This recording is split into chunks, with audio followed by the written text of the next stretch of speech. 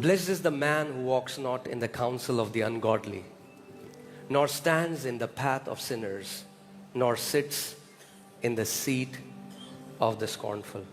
क्या ही धन्य है वह पुरुष जो दुष्टों की युक्ति पर नहीं चलता और ना ही पापियों के मार्ग पे खड़ा होता है और ना ही ठट्ठा करने वालों की मंडली में बैठता है। यहाँ पे परमेश्वर का वचन कह रहा है कि वो मनुष्य क्या है? ब्लेस्ड है। The word of God says that man is blessed. क्या ही धन्य है वो मनुष्य। What a blessed man that is. It's such an amazing psalm. ये बहुत ही अद्भुत भजन। As I was just meditating on this, जब मैं इस पे मनन कर रहा था, कितने लोग हैप्पी, मैं रिलीजियस स्पिरिट को लेकर हैप्पी, खुश रहना चाहते हैं। How many people want to stay happy? They want to be happy in life. Now religious people say, don't you say that word, happy? धार्मिक लोगों को ये खुश सब पसंद नहीं आता। खुश? We are not called to be happy. हम खुश होने के लिए नहीं बुलाए गए हैं। Jesus came to make us sad. यीशु हमें दुखी करने के लिए आया।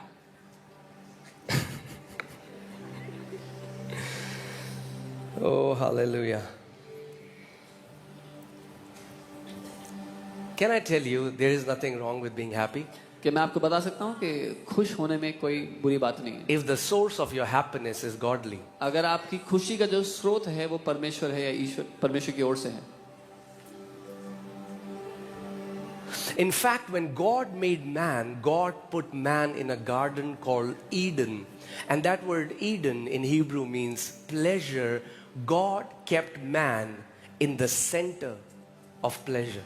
जबकि परमेश्वर ने जब मनुष्य को बनाया था तो उसने अदन नाम की वाटिका में मनुष्य को रखा था और अदन जो शब्द है उसका अर्थ है प्लेजर या आनंद या मजा।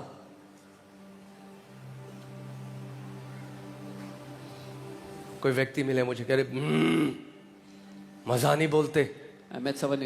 जब मैं नया प्रभु में मजा मजा When I was a new believer, मजा मजा नहीं बोलते। We don't say मजा, आनंद बोलो। आनंद। We say Anand. Oh, isn't that crazy that religious people fight over words and argue over things, कितनी हैरानी की yet बात है cannot bring a change in anyone's life? कि धार्मिक लोग शब्दों पर और बातों पे लड़ते हैं लेकिन किसी की जिंदगी बदल नहीं सकते। The kingdom is not about argument. Paul says the kingdom is not mere talking, it is the power of God. परमेश्वर का राज्य बहसबाजी के बारे में नहीं है। पौलुस ने कहा कि परमेश्वर का राज्य खोखली बातों में नहीं लेकिन परमेश्वर की सामर्थ्य के प्रकटीकरण में। Okay, so blessed is the man who walks not in the counsel of the ungodly, nor stands in the path of sinners, nor sits in the seat of the scornful. तो धन्य है वो मनुष्य जो दुष्टों की युक्ति पर नहीं चलता, पापियों के मार्ग पे नहीं खड़ा होता और ठट्ठा करने वालों की मंडली में नहीं बैठता। Now hear this. सुनिए, The blessed man here is defined by what he doesn't do. यहाँ जो धन्य मनुष्य है वो इस बात से परिभाषित है कि वो क्या नहीं करता। कई लोगों को जीवन में ये नहीं पता क्या नहीं करना। उनको ये तो पता है क्या करना है, मगर ये नहीं पता कि क्या नहीं करना। पहले ये डिसाइड करो क्या नहीं करना, तो जो करना है वो इजी हो जाएगा करना। Some people don't know in life what not to do. They know what to do, but they do not know what not to do. First decide what not to do and doing will become easier. जैसे कई विश्वासी कहते हैं उपवास करूंगा इस शनिवार को। So some believers they say I will fast this Saturday. उनको पता है क्या करना है, They know what to do. सो उपवास तो करते हैं, So they fast. मगर ये नहीं पता क्या नहीं करना। But they don't know what not to do. तो इंस्टाग्राम भी चल रहा है, So they're on Instagram as well. तो व्हाट्सएप भी चल रहा They're है, on WhatsApp as well. तो फोन भी आ रहे They're on हैं, phone तो calls. बाहर घूमने भी जा रहे They're हैं। going out to तो places. जितना जरूरी ये जानना है कि क्या करना है, उतना ही जरूरी ये जानना है क्या नहीं करना। So as important it is to know what to do, it is equally important to also know what not to do. ये जो धन्य पुरुष है, This ये blessed धन्य man, इसलिए है क्योंकि ये कुछ नहीं करता। this blessed man is blessed because he does not do certain things. अगर आप भी वो ये चीजें नहीं करोगे जो यहाँ लिखा है, तो आप भी धन्य हो जाओगे। If you also will not do those things that are written here, you will also be blessed. Amen. Amen. See the word here blessed is not Ephesians 1:3 blessed, nor is Genesis 1:26-28 blessed. ये वो वाला blessed नहीं है जब परमेश्वर आपको bless करता है, ये वो word नहीं है। That word is barak. This word blessed is not the same word as in Genesis or Ephesians 1:3 when God blesses you. That word is barak. Do you want to know what is the meaning of this word blessed? जानना चाहते हैं इसका अर्थ क्या है? Happy. खुश. Can you put the Hebrew word? Okay, the word is asher. What? Asher. Okay, it means happiness. यानी happiness कुछ करने से पहले कुछ ना करने से आती है. So happiness comes by not doing certain things before you do anything else. कितने लोग मेरी बात समझ रहे हैं? कितने लोगों का जिंदगी खराब है क्योंकि जिनके साथ संगति है वो खराब है. So many people's lives are messed up because the people they fellowship with, that fellowship is messed up. Okay? Now, can you put this in the Amplified Bible? I want to show you something. इसको amplified में देखते हैं, मैं कुछ दिखाना चाहता हूँ. Blessed, that means happy. खुश. Say happy. बोलो खुश. Happy नाम रखने से केवल happy नहीं होते हम. हाँ, नाम ना भी है happy तो भी happy रह सकते हैं. Even if your name is not happy, you can still be happy. Amen. Happy, fortunate, prosperous and enviable. वो खुश लोग जिनका अच्छा भविष्य है, समृद्ध हैं, और ऐसे लोग हैं जो जलन रखने लायक हैं. मतलब सोचो, लोग बड़ा जलते हैं लोग हमसे. अरे कुछ है जलने के लिए तभी तो जलते हैं. Some says people are envy of us. There is something to be envied of. That's why people envy you. Bless का जो एक मीनिंग है, परमेश्वर आपके जीवन में ऐसा काम करेगा कि ईर्ष्या करने वाले हो जाएंगे बहुत सारे. The word blessed has a meaning that God will do certain things in your life that people will start to envy you.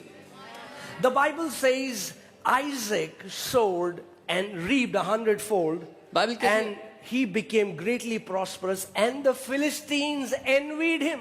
Bible कहती है इसहाक ने जोता बोया और 100 गुना फसल पाया, इतना समृद्ध हो गया कि फिलिस्ती उससे जलने लग गए. तो जब परमेश्वर आपको 100 गुना बढ़ाएगा तो बहुत फिलिस्ती जलेंगे. So when God will increase you 100-fold, many Philistines will be jealous of you.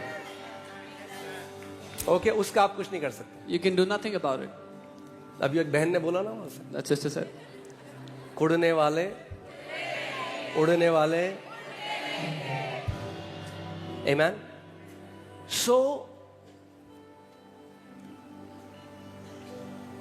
एक ब्लेस्ड है जब परमेश्वर ब्लेस करता है. A blessing is when God blesses. That is barak. वो बराक शब्द है. ये वो व्यक्ति है जिसने कुछ ऐसी चॉइसेस करी अपनी लाइफ में, कुछ ऐसे चुनाव करे जिसकी वजह से वो बहुत खुश है, और उसके जीवन में ऐसे फल हैं जिसकी वजह से बाकी लोग उससे ईर्ष्या करते हैं. But the blessed here is a man that made certain choices, certain decisions in his life because of which he is happy and other people envy him.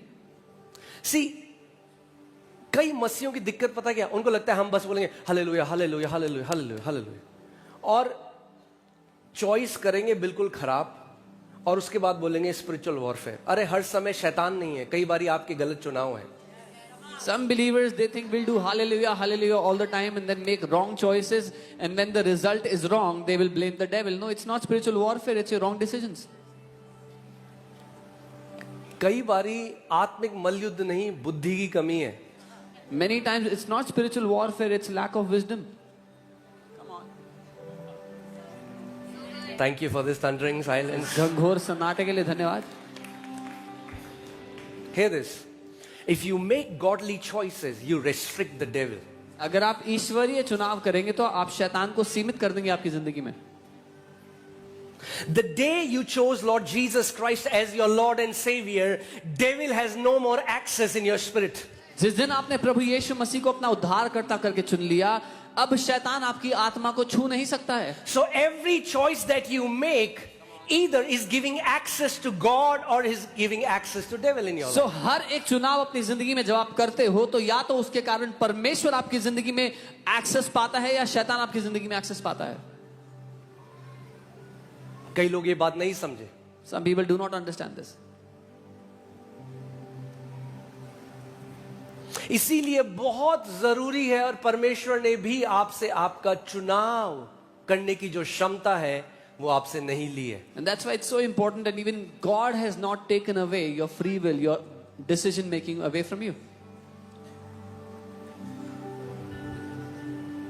सुना है आपने God is in control? Have you heard परमेश्वर नियंत्रण में है? Really? सच में? When was the last time he controlled you? पिछली बार कब था कि परमेश्वर ने आपको नियंत्रण में कर लिया? When was the last time God controlled you? कब था पिछली बार परमेश्वर ने जब आपको नियंत्रित कर लिया?